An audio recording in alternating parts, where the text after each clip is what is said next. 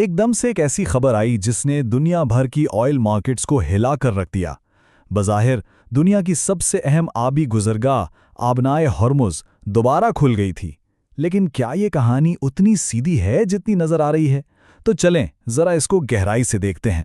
ये ऐलान आया सदर ट्रंप की तरफ से बिल्कुल ड्रामाई अंदाज में। आबनाए हुर्मुज़ मुकम्मल तौर पर खुली है और कारोबार के लिए मुकम्मल तैयार है। इस बयान ने बज़ाहिर एक बहुत बड़े बुहरान के खात्मे का इशारा दिया और ये पैगाम आया भी ईरानी वज़ीर ख़ारिजा के बयान के फ़ौरन बाद, जिससे इब्तदाई उम्मीद को और भी तक़वियत मिली। और फिर मार्केट्स ने जो रद्द-ए-अमल दिखाया वो तो फौरी और ज़बरदस्त था। तेल की कीमतें एकदम से नीचे गिरीं और इस ऐलान के कुछ ही घंटों में तकरीबन 12% तक की कमी आ गई। यह इस बात का खुला सबूत था कि दुनिया कितनी बेसब्री से इस गुज़रगाह के खुलने का इंतजार कर रही थी। तो कहानी का जो पहला हिस्सा है वो यही पुरुमीद खबर है जो सब तक पहुंची कि दुनिया की अहम तरीन तेल की गुज़रगाह ने दोबारा काम शुरू कर दिया है। देखिए, हुआ ये कि कुछ ही घंटों के फ़र्क से दो बड़े ऐलानात हुए। पहले ईरान के वज़ीर ख़ारिजा ने बात की और फिर फ़ौरन ही अमरीकी सदर ने भी इसकी तस्दीक कर दी।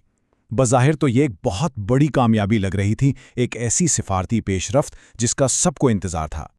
मगर जैसा कि अक्सर होता है, जो नज़र आ रहा था वो पूरी हकीकत नहीं थी। जैसे ही ये खुशी की लहर दौड़ी, कहानी में एक नया मोड़ आ गया। आइए देखते हैं कि इस इब्तिदाई उम्मीद पर शकूक के बादल कैसे मंडलाने लगे। और यहीं से असल मसला शुरू होता है। ईरान ने तो साफ साफ कहा कि भाई हम ये आबनाए लिबनान में जंगबंदी की वजह से खोल रहे हैं, लेकिन दूसरी तरफ अमेरिका ने फ़ौरन कह दिया कि नहीं, इस डील का लिबनान से कोई लेना देना ही नहीं है। अब इसका मतलब क्या हुआ? मतलब ये कि जिस बुनियाद पर यह सारा मुआहदा खड़ा था, इसी पर दोनों पार्टियां मुत्तफिक नहीं थीं। और बात यहीं ख़त्म नहीं हुई। उसके बाद तो अमेरिका की तरफ से ऐसे दावे आए जिसने मामले तो और भी उलझा दिया। पहली बात कि अमेरिकी बहरी नाकाबंदी तो वैसी की वैसी रहेगी। फिर ये दावा कि ईरान सारी समुद्री बारूदी सुरंगें हटा रहा है, और तो और ये भी कि ईरान ने वादा किया है कि वो आइंदा कभी भी आबनाए हुर्मुज़ को बंद नहीं करेगा। ये ऐसे दावे थे जिनकी ईरान ने कभी तस्दीक नहीं की। अच्छा, अब ज़रा सियासी बयानबाजी को एक तरफ रखते हैं और देखते हैं कि ज़मीन पर असल मसला क्या है। वो जहाज़ जो पूरी दुनिया में तेल पहुंचाते हैं। ये समझना बहुत ज़रूरी है कि दुनिया भर के जो ऑयल टैंकर्स हैं वो कोई आसपास खड़े इंतज़ार नहीं कर रहे थे। 7 हफ्तों की बंदिश का मतलब है कि ये जहाज़ पूरी दुनिया में फैल चुके हैं। अब इन सबको वापस लाना कोई बच्चों का खेल नहीं, ये एक बहुत बड़ी लॉजिस्टिकल सरदर्दी है। ये टाइमलाइन देखें, इससे सप्लाई में जो गैप आने वाला है वो बिल्कुल साफ नज़र आ जाएगा। ठीक है, जो आखिरी जहाज़ बंदिश से पहले निकले थे वो तो 3 दिन में पहुंच जाएंगे, लेकिन उसके बाद एक बहुत लंबा खला है। यानी अगर आज से सब कुछ परफेक्ट भी हो जाए, तब भी नए जहाज़ों को अपनी मंजिलों तक पहुंचने में 1.5 से 2 महीने लगेंगे। अच्छा, टैंकर्स को वापस लाना तो एक मसला है ही, लेकिन ये अकलौता मसला नहीं है।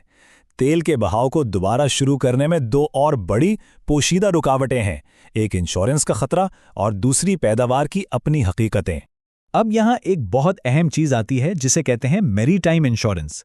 मतलब ये कि शिपिंग कंपनियां इंश्योरेंस के बगैर अपने अरबों डॉलर के जहाज़ों को किसी भी खतरे में नहीं डाल सकती। अब ज़रा खुद सोचें, क्या कोई भी इंश्योरेंस कंपनी सिर्फ एक आर्जी जंगबंदी के भरोसे पर 100-200 मिलियन डॉलर के टैंकर का बीमा करेगी? वो भी ऐसे इलाके में जहां शायद अभी भी बारूदी सुरंगें हों? जवाब बिल्कुल साफ है, कोई नहीं करेगा। और इसकी एक मिसाल हमें हाल ही में नजर आई है, बहरे अहमर में। जब हूथियों के हमले रुके भी तो भी इंश्योरेंस मार्केट को नॉर्मल होने में महीनों लग गए थे। एतमाद जो है ना वो बहुत आहिस्ता आहिस्ता वापस आता है, खासतौर पर जब अरबों डॉलर की बात हो। अब आते हैं पैदावार की हकीकत पर। यह कोई बटन दबाने वाला काम नहीं है कि बस स्विच ऑन किया और तेल बहना शुरू हो जाए। होता यह है कि जब टैंकर्स नहीं आते तो स्टोरेज टैंक्स भर जाते हैं और मजबूरन प्रोडक्शन रोकनी पड़ती है। अब इस पूरे सिस्टम को दोबारा चलाना एक बहुत ही सुस्त और पेचीदा इंजीनियरिंग का काम है, और तेल पैदा करने वाले ममालिक ये तब तक नहीं करेंगे जब तक उन्हें यकीन न हो जाए कि टैंकर्स मुस्तकिल आते रहेंगे। तो इन सब बातों के बाद हम कहाँ खड़े हैं? सूरत हाल ये है कि ये सब कुछ बहुत नाजुक और आर्जी है। आइए ज़रा मौजूदा हालात का खुलासा करते हैं। ये टेबल पूरी कहानी का खुलासा है। आबनाए खुली तो है, लेकिन मशरूत तौर पर। शर्त क्या है? लिबनान की जंगबंदी, जिस पर दोनों पार्टियां मुत्तफिकी नहीं हैं। और सबसे अहम बात, ये जंगबंदी अगले बुध को ख़त्म हो रही है, जबकि किसी लंबे अरसे के हल पर तो भी बातचीत तक शुरू नहीं हुई। और यही तो सारी कहानी का निचोड़ है।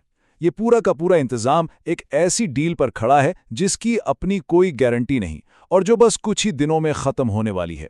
अगर जंगबंदी खत्म होती है तो हम दोबारा वहीं होंगे जहां से शुरू किया था। तो असल सवाल ये नहीं है कि आबनाएं खुली हैं या नहीं, असल सवाल ये है कि ये कब तक खुली रहेगी।